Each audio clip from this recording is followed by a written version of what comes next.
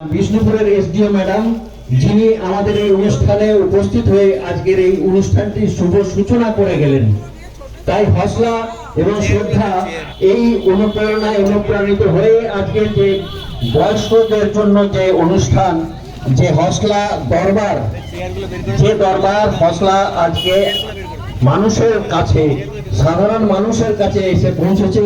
সেই বয়স্ক মানুষদের নানা ধরনের পরিষেবা দেওয়ার যে কাজটি গত কয়েক বছর ধরে হসলা এবং শ্রদ্ধা করে চলেছে, সেই কাজটি আরো সুচারুরূপে আরো বেশি মানুষের কাছে পৌঁছে দেওয়ার জন্য আজকে হসলা এসে পৌঁছেছে এই হাই স্কুলের মোড়ে।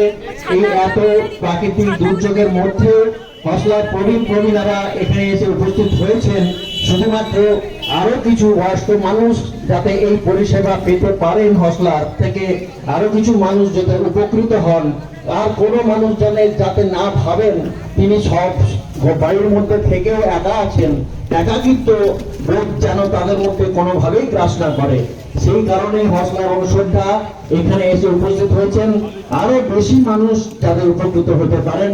হসলা এবং শ্রদ্ধা গত কয়েক বছর ধরে শুধু বিষ্ণুপুর নয়, সারা ভারতবর্ষের আরো বেশ কয়েকটি শহরের মানুষদের পরিষেবা দিয়ে চলেছে।